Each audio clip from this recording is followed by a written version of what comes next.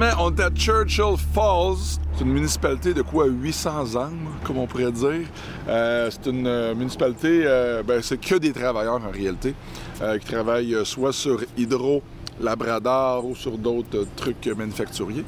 Il y a une station d'essence ici, un dépanneur, c'est dans la station d'essence. Il se passe pas grand-chose ici, c'est très tranquille. C'est très tranquille. Puis là, on est arrivé ici mettre de l'essence ce matin, 9 h. On cogne à la porte, c'est fermé, il n'y a personne. D'ailleurs, on peut voir des gens qui arrivent en arrière, puis la porte est fermée, c'est barré, on peut pas mettre de l'essence, donc on doit attendre présentement. Donc ça fait partie des réalités. Ici, c'est ça que je me rends compte. Ils ne sont pas sur la même cadence qu'au Québec, on se rend compte qu'on est fou un peu. Tout va vite, puis t'arrives ici, puis comme pas de stress. T'arrives, la station d'essence est fermée. On va attendre, qu'est-ce que tu veux faire, mais c'est comme ça.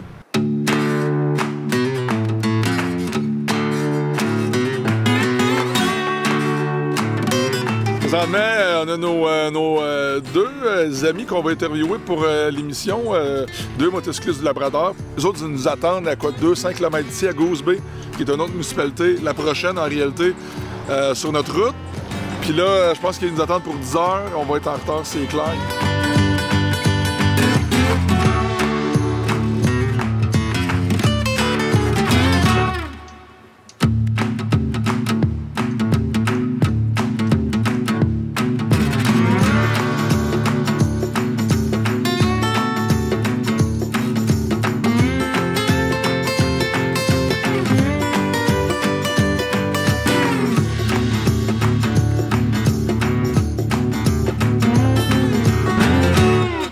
Comment c'est beau en arrière de nous. On se situe présentement sur une montagne à Happy Valley Goose Bay. Oui, vous avez bien entendu, c'est le nom ici, Happy Valley Goose Bay. C'est très, très beau. Évidemment, c'est au Labrador. Tellement d'espace ici. On est venu rencontrer notre ami Guy, motocycliste avec sa gang. Guy, comment ça va? Ça va bien, toi? Yes! Ouais. Guy, parle-nous un peu des rides que tu fais en moto, parce qu'évidemment, il y a énormément d'espace, des grandes routes, la fameuse 500, la route 500. Tu fais de la moto avec ta gang, peux-tu nous les présenter? Ben oui, mon ami Paul, il vient du Nouveau-Brunswick, ici depuis 50 ans, je pense. 59, oui. OK. Et puis Brian, il vient de l'île de Terre-Neuve. Et puis on fait de la moto régulièrement ensemble. Paul, c'est quoi votre ride préféré ici au Labrador en moto? Ben, on va pas loin parce qu'on est limité avec le gaz. Ça fait qu'on va au bout que le gaz nous donne, on vire de bord, puis on fait le nord ou le sud. La plupart du temps, c'est la route qu'on a passée aujourd'hui. Tu parles du gaz puis des limitations, justement. Ce qu'il faut comprendre, puis moi, ce qui me frappe en venant ici, c'est la distance qu'il y a entre chacun des villages. Des énormes, on parle de centaines de kilomètres, vraiment pas beaucoup de population. Donc ça, pour un motocycliste, évidemment, c'est un enjeu. Il faut vraiment bien planifier nos randonnées. Ouais, la plupart des motos qui viennent, ils passent ici, là, ils ont un petit 2 gallons, 1 gallon, et puis ils amènent ça avec eux autres. En terminant, Guy, on s'en va justement dans ton coin, la basse Côte-Nord. À quoi on peut s'attendre là-bas? Ben, c'est sûr que c'est un peu plus isolé qu'ici, là. Vous allez en bateau, vous allez voir. Mais c'est incroyable. Les paysages là-bas, là, c'est incroyable. Des bonnes personnes. Wow. Je pense que vous allez gâter quand vous allez passer par là. Ben, messieurs, un gros merci de m'avoir accueilli. C'était bien belle fun de vous rencontrer. Des bons poissons à manger aussi. Ça fait plaisir. Merci. J'espère qu'on va se revoir. Oui, c'est ça.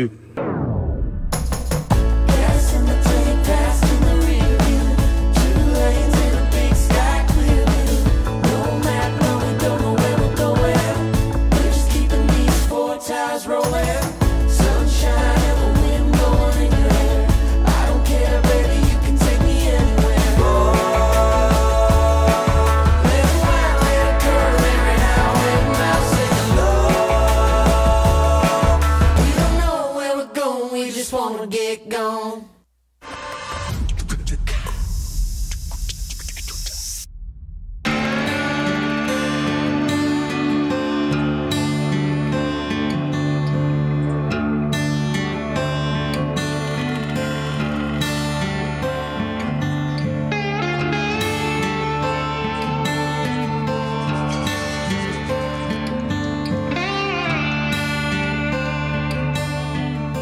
Leander and Ross, first of all, thank you for the fuel. We're in beautiful Labrador. We're at the shop, your shop, The Last Stop Garage. People might heard of it.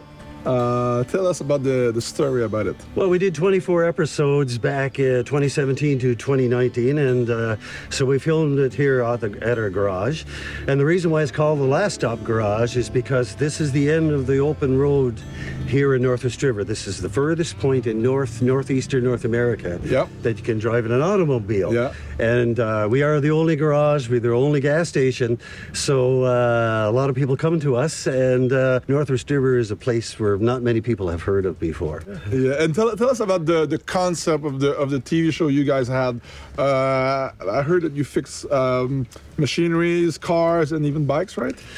Yeah, well, we fix anything, and we can build anything is what it is. Again, at the end of the open road, you need to go find scrap parts and make things work, because we can't really order it from a big box store, because there ain't no big box stores here.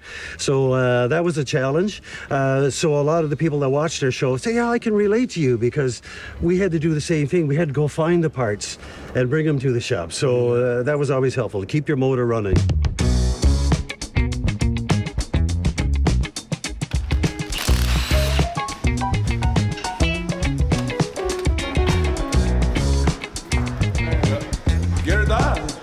Je pensais vraiment pas changer d'autre truc un matin, mais c'est cool, c'est le fun. Puis c'est surtout le fun de rencontrer ces personnages-là, au-delà de tout ça, là, de rencontrer la communauté. Puis c'est tellement des petites places, tu sais. C'est ça qui est assez hallucinant de voir comment ils opèrent. Tu comprends? Ils peuvent pas opérer un dépanneur comme qu'ils opèrent un dépanneur à Trois-Rivières. Ils vendent pas juste des chips et de la liqueur, ils vendent aussi évidemment le gaz. Ils vendent aussi les guitares. C'est une espèce de magasin général. Les vapes, plein d'affaires. Ils vendent de tout, finalement. Même la bouffe. Même le producteur a acheté sa petite vape set. Fait que... You guys are living in this small community. Can you tell us about, like, the population here that you guys have? Well, it's only 550 people that live here, and we live next door to Sasajit Innu First Nation, so they're very big supporters of us, and I know they all have relatives in Quebec as well, and so there's a lot of travel between Quebec and Labrador, and we love to see people coming for us, and it's it's at the end of the open road, but we live a great life up here, lots of snowmobiling, lots of motorcycles, lots of ATVs, lots of boats and motors. Ross, I see a beautiful yellow bike in the background. Yeah. Can you tell us what it is? Well, that's my M109R Boulevard Suzuki. Yep. And I have lots of fun riding around on it. I try to get out anytime the weather is good, which it is not good a lot here. Like it's raining half the time, so I get out whenever I can. I come to work. It's cheaper than taking my truck. I'm going on a trip now day after tomorrow. I'm going on the South Coast with a bunch of guys from Goose Bay and another fella from around here. Yeah. And I hope it's good fun. Yeah. I guess it's a way of life, right? To live here in a small place next to water, Labrador, big open spaces, fishing, hunting, snowmobile, and of course motorcycles. Yeah, it is, and it is great too, because like you say, we're right on the water. We're not in a big city. We travel a lot out to big cities, but here you can relax and you can go to all the stores within 10 minutes, right, and get everything you want. So I really like that part about it, and we're not trapped in a line going through going through traffic anywhere. Hey, let's talk about the shop, right? Because you're talking about businesses and stuff. You guys fix everything: cars, bikes, snowmobile, whatever it is. But you also sell guitars, right? Is this another passion of yours? Yeah, absolutely. We've been musicians all our life. So ever since kids, we were playing at the community hall for dances, because again, in the north, what else are you going to do? So everybody got into music, and everybody loves to dance here. And so when we took this building over and turned it into a community hub, if you will, we started selling music supplies and started selling guitars. That's awesome. What a great story. Okay, guys, next up for me is going to be Port Hope. Okay, well, good to meet you. Yes. Have a good Safe travels, merci beaucoup. Merci. Okay. Well, let's go doors and sing a tune, shall we?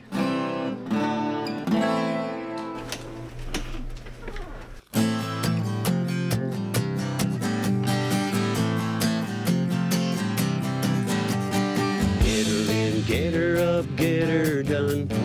Get her in, get her up, get her done. Get her in, get her up, get her done.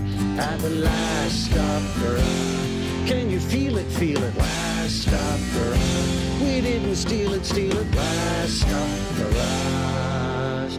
Shined up her cars with the sleeves of her coats. Round and round we go now, nobody knows.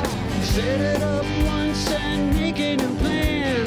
We'll get her done like nobody can. At the last stop garage. Can you feel it, feel it? Last stop garage. We did the steal it, last stop garage. Feel it, feel it, feel it. Last stop garage. Woo! Yeah.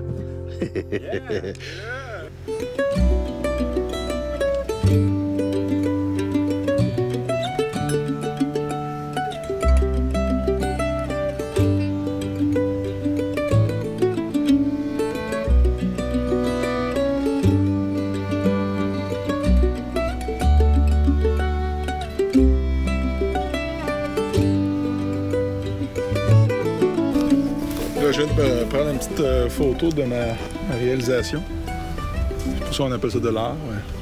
J'ai laissé ma trace sur Labrador. Husqvarna, c'est une marque de moto européenne. Ça a été fondé début des années 1900. L'origine du logo aussi de la marque est super intéressante. Premièrement, c'est une mire de carabine avec le H au milieu pour Husqvarna, qui est une ville en Suède. Puis pourquoi une mire de carabine comme logo? C'est que les motos ont été fabriquées dans des anciennes usines qui fabriquaient des armes pour la Deuxième Guerre mondiale. Donc, beaucoup d'histoire dans cette marque-là. C'est une marque qui a un petit look vintage que j'aime bien. Puis c'est des super motos, produits européens, fait que la qualité est là. Beaucoup de puissance, en masse de puissance pour ce qu'on fait. Puis bien confortable. Puis en plus, on peut aller sur les routes de terre. Fait que c'est la machine qui est faite pour faire des grandes randonnées comme ça. Puis une des choses que j'ai remarqué, premièrement, c'est l'assistance qu'on a avec l'électronique, ce que j'avais pas avant en motocross. Donc pour moi, ça, c'est un nouveau monde complètement, de pouvoir ajuster les modes de pilotage quand on roule, donc que ce soit sur la terre, en off-road ou sur la route. C'est des choses qui sont possibles avec le cadran qu'on a en avant de nous. C'est comme une espèce de petit mini-iPad. Évidemment, la suspension est ajustable, c'est quelque chose qui est le fun. Puis il y a aussi, évidemment, plein d'accessoires qu'on peut ajouter sur ces motos-là. C'est la beauté, justement, des motos aventures. Évidemment, les sacoches, ça prend de l'espace pour mettre des trucs.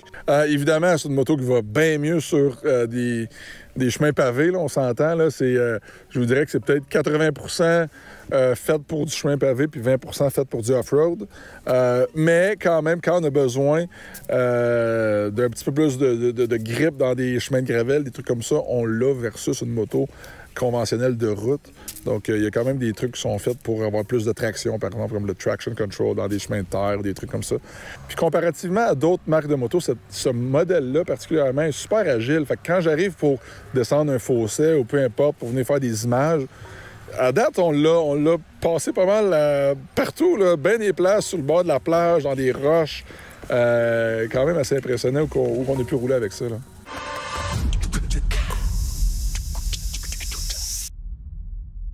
Ça commence à sentir l'eau salée. On est présentement à Port Hope, au Labrador, dans l'expédition 51. C'est comme mon pèlerinage de moto. J'adore ça. On fait des longues routes. Prochaine étape, Blanc-Sablon.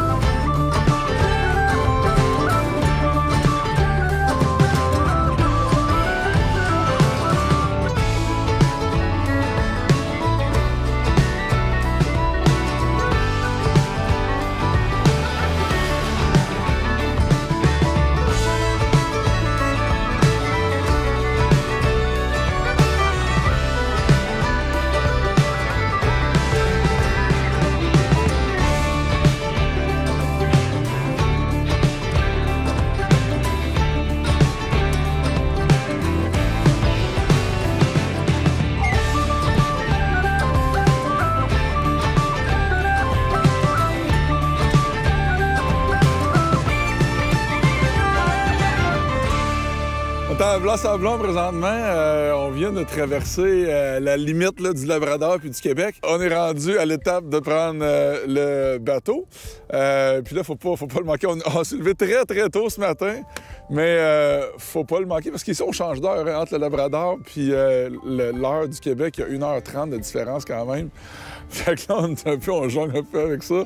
On voulait être sûr de ne pas se tromper et d'arriver assez tôt. On est arrivé très tôt. Le bateau qu'on prend, c'est pas un traversier comme les autres. C'est le Bella des Gagnés. Il faut entrer les camions et notre remorque dans un conteneur. Ils vont embarquer ça dans le bateau, puis après ça, nous autres, on reste pas dans le camion, évidemment. On va dormir sur le bateau. Fait que, encore là, ça amène un autre aspect complètement à cette expédition-là que je m'attendais même pas, à vrai dire. Fait qu'on va faire, après ça, on va faire des petits villages, plusieurs arrêts pour finir à Kegaska. Fait que, puis j'ai regardé des photos en ligne, c'est complètement incroyable, les paysages, quelque chose qu'on n'est pas habitué de voir dans les autres régions au Québec. Là.